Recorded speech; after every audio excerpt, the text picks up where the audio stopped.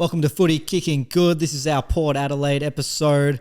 Kicking it off with some usuals on the couch. We got the guy whose favourite jersey is the prison bar strip, Michael Flynn.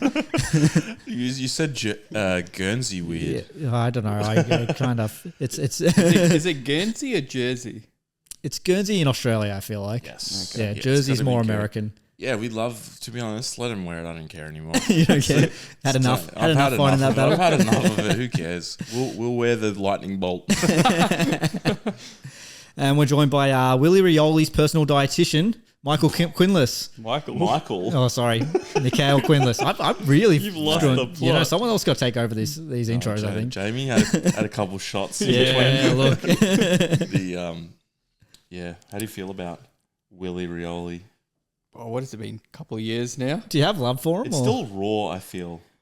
I just felt after we did so much for him, after everything when he went off the rails, but oh well, is what it is. Yeah. We've still got the better version of Liam. I don't know how to say it. Just get a cheap shot in. Yeah. Well, let's go through the ins and outs of Port Adelaide. So, look, the big one for me, I feel like, is Lukosius. And I don't know how you feel because he was a little bit on the outer at Gold Coast towards the end there.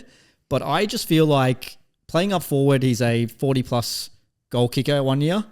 And playing down back, he was like just a elite kick, just could break through defenses. Yeah. Do you guys think he's going to have a big impact at Port Adelaide? Yeah, I think they've probably recruited him to play forward. Yeah. Given that Radigali is back training with the defence, they've got a Leary back there and Cirque Thatcher. I think it makes sense, considering as well that what's his name's gone down with an injury. Marshall. Sorry. How long is he up? Is he The long Season, yeah. Ooh, he's been bad with injuries lately. Yeah. So I mean, you've lost him. Dixon's obviously finished up. Yeah.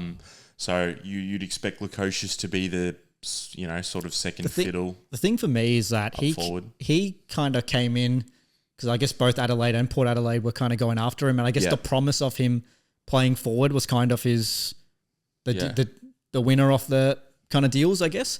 For me, I feel like he's just really good on that back line just because of his elite kicking, really. Yeah. I mean, you can use that in the forward half as well. But you also think about Dan Houston no longer being there. Like, he would have been a perfect kind of replacement. So, I don't know how I feel. Obviously, Marshall going down, so maybe they do need the extra goal power up there. I still think they already have that run off halfback anyways. Yeah. Yeah, that's really need him. I reckon Kane Farrell's a good halfback. Yeah, I agree. Distributor. I think he can fill the void. I agree. But it'll be interesting to see how he goes, how they use him. Especially this is a team that made it till prelim. So, you know what I mean? To add that kind of firepower, it's going to be great for him. What about Joe Richards? Tell us, Flinny, what Port are getting with Joe Richards. Honestly, I was impressed. So he was discovered by Ben Reid. So he was playing for Wangaratta. I think they're the Wangaratta Rovers. Correct me if you know this. Where are you getting this information from? I know my stuff, mate. And the Ben Reid was the coach. Okay. And he told Collingwood to check this guy out, and then they picked him up. And I think in his first season he got an injury. Yeah. And then last season was his second year, and as soon as he came into the side, he just looked good. Like he looks like a real like a proper footballer. Yeah. Like, I wouldn't say he's blessed with like any amazing physical attributes, but like he's so skillful. Like, he finishes everything. He's just like he'll be really good. Like, I think that's especially in this day and age, like that small forward role. Like, I think he'll be massive for them. Yeah, no, massive. They've got some great draftees as well, but we're going to get into them a little bit later. In terms of the outs, I mean, is there anyone major there? I mean, Trent McKenzie's been around for a while. Dan Houston's probably the big one, I would say. Houston will be the biggest loss for them. Yeah. Yeah. And as you mentioned, Kane Farrell is probably the one who's probably going to have to step into that role a little bit. Maybe Ryan Burton as well. To be honest, a guy like Houston is like, and I know guys like Kane Corns, who obviously care a lot about Port Adelaide, have been very vocal about how like that, they think that Port gave him up a little bit too easily. Yeah. Because he's like, look, you can't find a guy like this. Yeah. Like, and similar to Lukosius, but like the level of kicking, especially out of the back half, is just like, it just sets up all your offense. Yeah, I feel like it separates a lot of the contenders. Yeah. In the game, because I feel like there's a lot of really good teams that don't have enough elite kicks in their side that really kind of leave them behind. And look, I don't want to talk about Collingwood too much, but like I think we're quite blessed with guys field kicking in the back half. Exactly. So and you have a premiership to show for it. Yeah. So that's the one that will hurt them. I think Dixon was on his last legs. Like they weren't really. Yeah, like you said, on his last legs, but at least he was a focal point. Like they had like a direction to go to, but I've never massively been a fan of Dixon anyways, but like I said, I should have retired a couple of years ago. But just dig the dagger in. Do you think Georgiadis is ready to be like the number one? I think it was going to happen at some point, and he's just got to deal with it. But I feel like they're not a forward line that really focuses on one person. Mm-hmm. So I feel like you've got a lot of help with Ollie Lord will be coming up as well. That's the other one. Yeah. And the mids drop down. Butters is pretty good in front of goal. So is Horn Francis. Yeah. And some draftees, which we'll get into now. Yeah. So look, Port Adelaide's draft crop this year, they got a couple of good picks, but they were all sliders in the draft. They're all guys who probably should have gone higher. Yeah. Joe Berry, Jack Whitlock, Christian Moraes, all three of them, I reckon, are like, I don't think there's been a prelim side to have had this good a draft haul. Besides the ones that have like academy picks and stuff. Yeah. But 3 picks. You look at Joe Berry. I mean, small forwards are what's running the game at the moment. They traded up to make sure they were getting him. Yeah. Like, and it was funny because we were very like, me and you were both very interested in the draft, and like we'd spoken about how like Freo would definitely be keen on a guy like a small forward like that. Is that what they did? They traded with West Coast to get trade up. Yeah. And he is the sort of guy that I just think he'll play. Like he'll be a smoky for the rising star, no doubt. And Jack Whitlock as well. North traded away a future first to get his brother, and I actually rated Jack the better of the two. Most people did, yeah. So that, Jack's a forward, right? Whereas his brother's more of a defender. Back, Yeah, well, Joe Berry, I reckon, could be just a lock for round 1. Yeah. Jack Whitlock, I mean, with Todd Marshall going down, he turns out to be the perfect pick, isn't he? I reckon he'll get at least 10, 12 games in him. I think he's probably a bit too raw, but I think he'll definitely be one to watch. I feel like Hinkley likes to throw these guys in a little bit early, like some of the key position guys, and give them at least some games. Yeah. But we'll wait and see. Christian Moraes is one that I feel like could turn into what Connor McDonald is for the Hawks. Mm-hmm. Like just really good, great goal sense, can rack them up, really hard runner. Yeah. I think this big he was heavily touted in his bottom age year to be like one of the top picks. The only blight you give him is maybe just kicking efficiency isn't up to par, but you can improve that. But honestly, I felt like, watching the draft, and I have no like horse in the race in terms of like, or dog in the race, but in terms of like, what Port Adelaide do, but objectively, I was like, I think they've won. Besides, obviously, Richmond, if you have 20 picks, you get. But with Port didn't have great picks, and with I think they had 2 in the teens and 1 in the 30s or something like that, and I feel like they've really nailed them. Yeah. I mean, I honestly look at it and I was like, these were all guys I had my eye on. To be able to sneak past Freo as well and get Joe Berry, they'd be really stoked with that. And the thing is, you knew West Coast were pumped to like get one over on Freo. Yeah. any chance they get. Yeah. And Freo, I think Freo had a better package to give West Coast than Port Adelaide, but they still went Port Adelaide. And I think that probably was because they were afraid Freo might take Bo Allen as well. True. Yeah. So fair enough. But and the thing is, Port would have given guarantees they weren't taking Bo Allen. Potentially, yeah. Which is great for them. I mean, like I said, to finish in a prelim and then draft those 3 boys, if you're just looking bright, they've got a nice balance going on. Moving on to our second topic. So I just wanted to bring this up for you boys, but the trio of Rosie, Butters and Horn Francis, there's been a bit of talk about them. Do you think they are the best trio in the league at the moment? Well, who are some of the other trios? I'd go Fremantle's midfield is pretty... So which 3 Freo guys do you put in? Brayshaw, Sarong and... Young? Young. Yeah. Oh, yes, Young. Probably Young. Yeah. I would say the Port guys are probably just ahead of that. Better. All right, I got another trio. Yep. Goulden, Heaney and Warner. Ooh, I think that's better. You think that's better? I think that's better, yeah. I think, look, I do like these. They kick goals. Yeah, the Port. I think Sydney 3 to me are they complement each other with their different assets. Rosie and Butters are quite similar to me. They're not obviously. Horne-Francis is the difference. Yeah.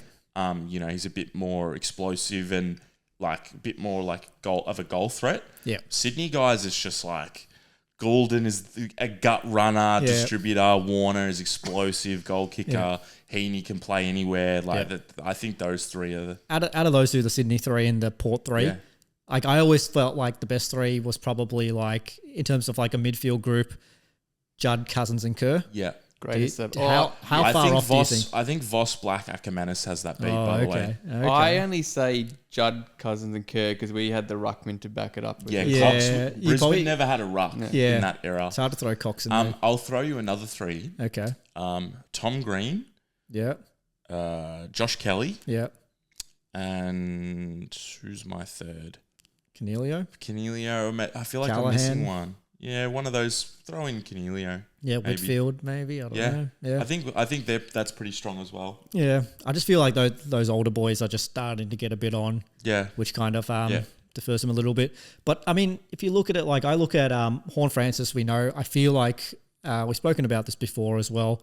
If he gets going, like he could be the best player potentially in the comp. You know what I mean? Like he's got all the attributes. That's the thing. Is like so. People talk about the North Melbourne, the fact that they ended up getting Sheasel in the deal that they gave away. Yeah, Sheasel is ahead of Horne-Francis right now, in my opinion. I think Sheasel's one of the best players going around. Yeah. But I think Horne-Francis has a slightly higher ceiling. Yeah. Sheasel is obviously great at what he does, but Horne-Francis has the natural talent to take him to like crazy heights. Yeah, no, I agree. His some of his highlights when he was underage are just like unbelievable. Yeah, they're crazy. Even Butters, I feel like he took his game to another level last year, and I feel like he's probably do the same this year. And people forget as well, he was playing with like sore ribs, broken ribs or something in the final. So he wasn't 100%. So it was a good effort for him. I think Rosie wasn't at his best as well. Yeah, he had the injury, and there was a bit of controversy with that as well. No, he was the one with the ribs, Rosie, wasn't it? Or was it Butters? No, I think actually you might be right. Yeah, you might be right, Rosie. Sorry, Port fans. Butters did have something heading into finals, was it? I can't remember now. No, who got subbed out? That was Rosie. That was Rosie. I'm pretty sure. Sorry. Yeah. I always get those two mixed up. Yeah, well, they're very similar, which I always feel like probably works against them in terms of a Brownlow. Just with the umpires knowing who's who. Yeah. Because even I get confused. And they both went with a buzz cut this preseason, which makes it even harder. But yeah, both really talented. I think Rosie will want to step up this year because he did cop a little bit of flack last year. Moving on, and probably the really big question, because I mean, I feel like there's a lot of coaches under pressure. Hinkley was under a lot of pressure last year. I mean, they had that big loss to Brisbane, I think celebrating their 2004 premiership. And I mean, they bounced back really well. I mean, they went on to being a prelim. And they beat Sydney by over 100 points during the season. No one ever beat Sydney by over 100 points. Which is crazy. But yeah, can Hinkley take that next step? Can he take him to a grand final? Yeah, it's grand final or bust for Ken Hinkley. But do you think he can do it? Port have the team for the now, so... Yeah. But I'd still say there's a few teams better than Port. Do you think Port's going to be a better side this year than they were last year? I say no. Why do you say that? Look, I think the Houston loss is similar to West Coast. Like West Coast lost Barras and then they brought in a bunch of players. But I feel like Barras was such an important player that it's still a negative. It's still like if you look at the whole scale of things, it's still a negative. Yeah. I feel like with Port, like Lukosius, good player, Joe Richards, good player, but I don't know. Like, if they couldn't do it with Houston, I don't know if they can do it without him. I think their forward line is too young as well now. Yeah. You can't rely on who's... Again, this is probably why I think they need Lukosius down back. I think they need to fill a little bit of that void that Dan Houston left. Yeah. Then they can't... I wouldn't rely on a big game like Georgiadis and Ollie Lord to be your focal point. I think you've got to give him an opportunity to kind of be able to put their hand up. But you know what, though? Like, I know we've touched on this in other episodes, but like... the best teams seem to have like small forwards firing. Yeah. And if they can make it happen with like a makeshift small forward line, you never know. Yeah, like, that's true. It could completely change because they did there was a time where they sort of bombed to Dixon a fair bit. Yeah. Like I feel like if they could change up their style to suit different players and, it could end up working say out. what you want about Dixon. Like, he could bring it to ground and at least give you a second opportunity. You know what I mean? Who's their small forwards there? You got Will Rioli. Joe Barry's obviously come in. And as a draftee. Joe Richards. Yep. And there's a couple of ones that Jed McEntee. I think there's a guy, Mead, as well. Oh, yeah. He is. He's actually quite good, yeah. Yeah, so there's there's a few guys that can play, for sure. I think that, look, they can do it, but for me, I don't think they will do it. That's where I'm sitting. And okay. I'm a little bit more bullish on them. I think they can actually take that next. I think they can continue where they left off. So I think they can still be a top 4 side. Mm-hmm. But it's always been a question of consistency with that side. The thing is, you say continue where they left off. I'm not sure they left off on a good note.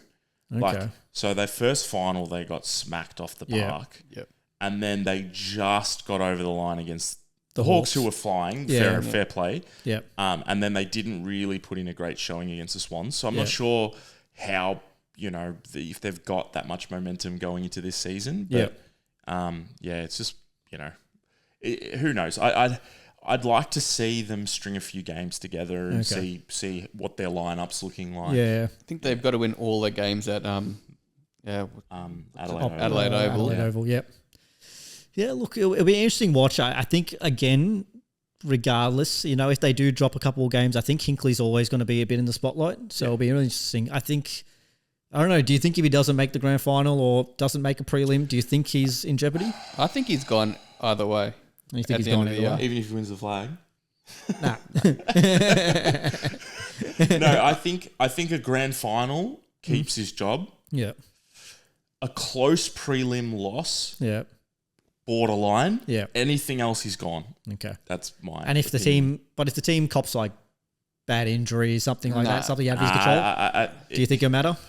How long has he been there now? He's been there a long time. He's been there. I feel like it's been like 12 years. I feel like they've always felt that it's going to be like a Damien Hardwick situation where they just had so much faith. Yeah. And then eventually it just the switch flicked. Look. It's not like they've been bad. They've been that's true as well. And the thing is, I know that Geelong got the early premiership with Chris Scott.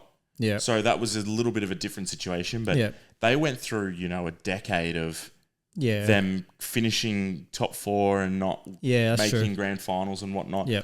And I know they made one against Richmond, but like, I think they kind of held the faith, and I guess like the grass is always greener. Yeah. If Port's got a new coach and they miss finals, like the Crows have for the last however many years, people will probably be like, we should have kept Hinkley. Exactly, And the other thing is, I think if Hinkley was to get fired, there would be probably 10 other teams that would have a look. Like, I think Essendon and like a few teams around that sort of mark would definitely be having a look. Yeah. Fremantle will have a look at him. Yeah. Because you want to win a flag, but people underestimate how good it is to keep competing at that high level and be in those prelims, basically. Yeah.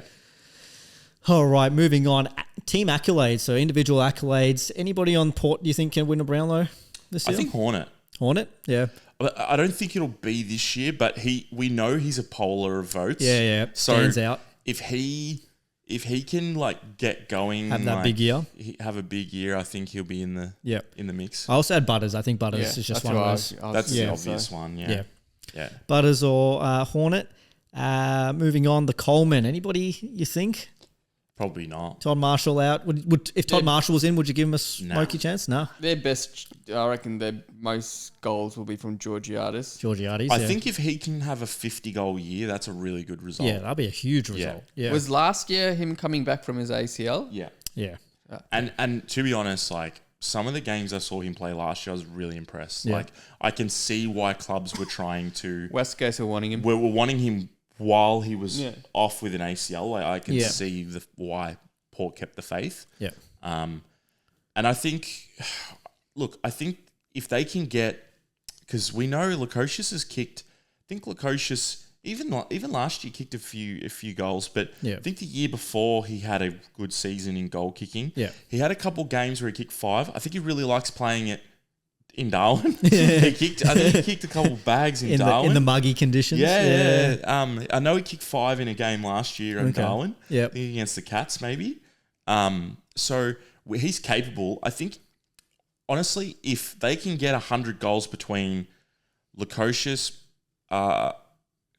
Lord, and Georgiadis, that would be a really good result. Good result. Yeah. And all Australians. You think any all Australians in this group? It's probably the same as the Brownlow. Like Horn Francis, Butters. I like the smoky of Kane Farrell. Okay.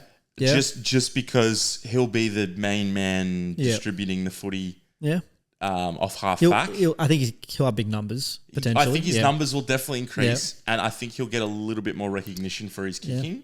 But that's a pretty big smoky. Yeah. I think if Lukosius could kick 40 for Port and they finish in the 8, I feel like he'll get a forward pocket role maybe. Maybe. At least a squad of 40. What about a real smoky is Chase Burgoyne? Jace Burgoyne. Nice. I was saving him for my breakout. Oh, Sorry, mate. Yeah. He had a great game in the Hawthorn game? His second half, he honestly, I don't know how they do it because, when he first started, I was sort of like, oh, here's another Burgoyne, their father, son. Yeah. He's probably not up to level, but, the way he's improved, especially last year, incredible. He comes from good stock. Very His good father, stock. Peter, was an absolute jet. Yeah, absolute People, he gets lost in the wash a little bit because of Sean, but he plays so much like his old man. Yeah. He's so silky. Honestly. And he's a real one-touch guy. He doesn't fumble. I really like it. Even Sean Burgoyne, watching him at the Hawks, I was kind of like, he doesn't need to rack up 30. He just gets 20, but he's so damaging. It's all the little things he does. Incredible. He's an incredible pickup for them, to be honest. All right. So what we're going to do now, we're going to play a little Port Who Would You Rather game. So it's between you guys. So hopefully you guys can agree. But I think according to the internet, these are probably the 10 greatest Port players. Yeah. Are we going back to the sample days? No, I'm not going that far. It should be guys Rain you know. Corns was Adelaide, I think. No, it was Port. Sorry.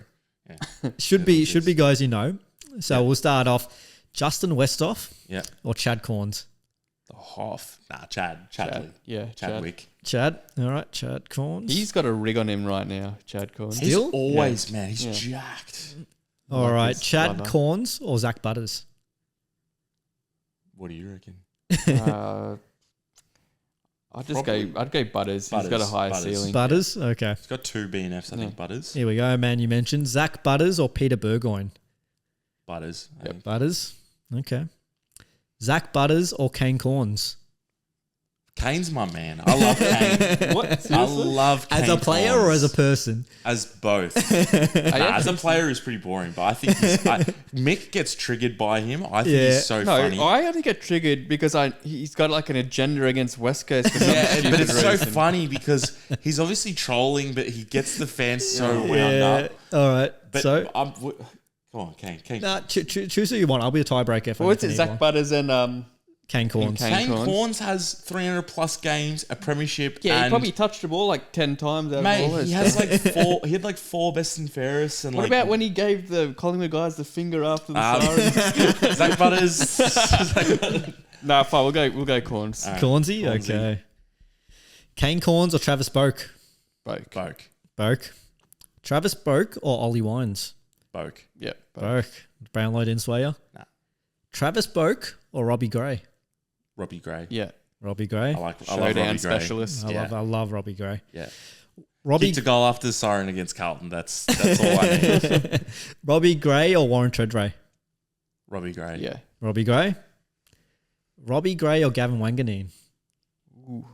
Probably Gray. I feel I appreciate Wanganeen, but I saw more of Gray. Yeah. Okay. Yeah. And Robbie Gray's the winner. He was listed as number 1, which surprised me, actually. Really? Yeah, on some of the He's sites. just Robbie Gray or Wanganeen? Robbie Gray. He's a high approval rating, across the board. I feel like most fans would really like him. He was an actual, just a big game player, especially in the showdown. He turned it on. Yeah. Yeah, he was always good for a multi, for anytime goal scorer. For a anytime goal scorer. Robbie Gray, the great Robbie Gray. Yeah. All right, guys. Players to break out or underrated players. Look, I'm going to just dot off my two because they've already been mentioned. Jace Burgoyne for one. I think he can really break out this year, be massive, probably be one of the top 5 players at the club, potentially. And Kane Farrell was the other one who I think is just going to rack him up this year and have a really big year.